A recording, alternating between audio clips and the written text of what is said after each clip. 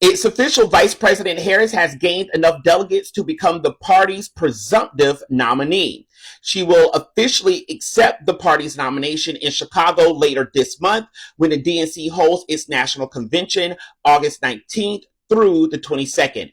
Delegates who have not submitted their ballots do have until Monday, August 5th, 6 p.m. to submit their ballots. Vice President Harris gained enough delegates over a YouTube event where we were all logged on and watching as that number crossed the threshold to get her to where she needed to be. Now, important to this is that in about 35 days, the first absentee ballots will begin rolling out in North Carolina.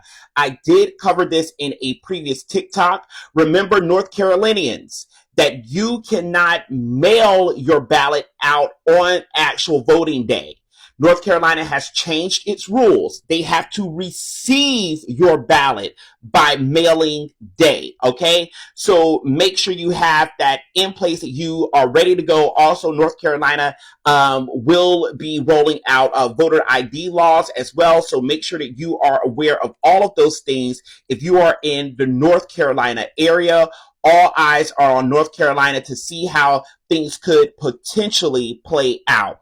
With that being stated, another thing that also now comes to light is the vice presidential pick, and baby, have the streets been talking.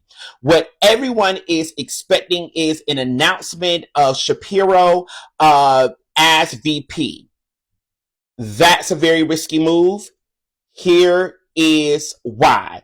There is a conversation that is taking place on Twitter, particularly with a user who has submitted this tweet, which reads, "Hey, Kamala HQ." So she's talking to the Kamala campaign. She says, "I was part of a very difficult effort to hold a person within our party accountable." I am not using that specific language because we know how sensitive TikTok is, but you see it here on the screen.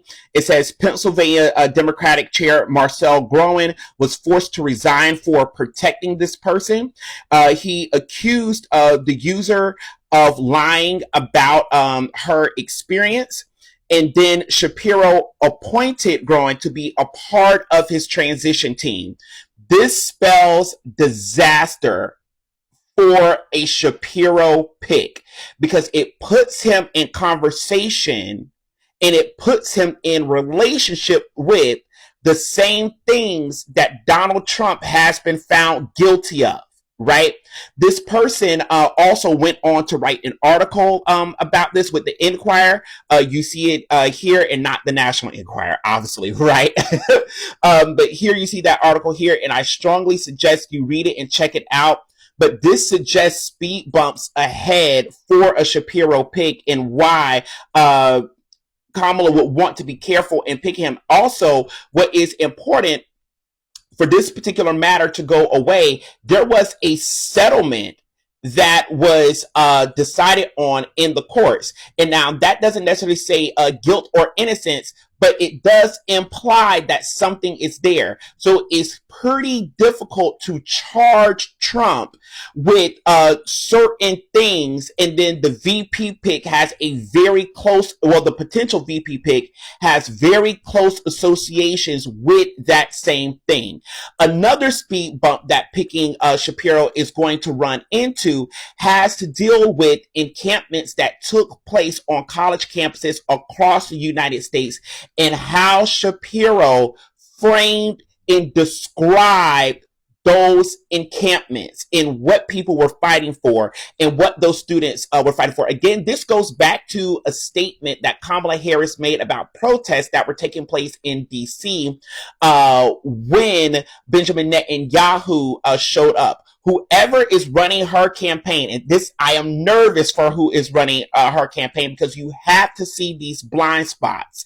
And Kamala Harris is a woman of color who will be significantly looked at in a scrutinized manner. This is not your typical candidate. You cannot run her on a national platform like this, like you would a typical candidate, because of the scrutiny. Not only was her initial statement regarding the protest that took place in DC during Netanyahu's visit a misstep. Not only was it a misstep, but then picking Shapiro, who has the same views, is also a misstep. And you are risking, with both of these situations on the table as it relates to Shapiro, right? With this case that has to deal with women and who Shapiro had on his team, as well as how he has described campus protesters over a very hot button issue. This spells disaster if he is indeed picked as the vice president. And there is all types of rumors that are going around for people within the party that's saying, hey, he is the pick.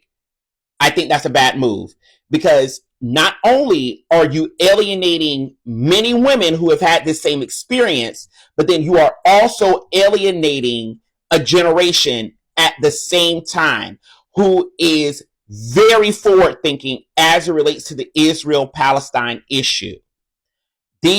Shapiro represents some very real speed bumps. These are potholes to be concerned about. I do not think that Shapiro is the move. And if Shapiro is going to be the move, there's going to have to be a lot of PR that takes place here, right? So this is really my concern about, who's guiding Kamala Harris's campaign, who's helping to inform who her VP pick will be. During the call, Vice President Harris said that we should continue to use the internet for our voice and to put our ideas out here. So listen, I'm doing it. Do not pick Shapiro. Go another direction. You need someone else.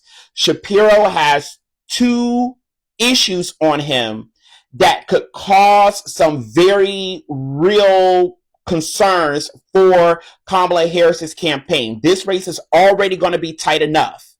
And what you are trying to do is compel as many people to go to the polls as possible.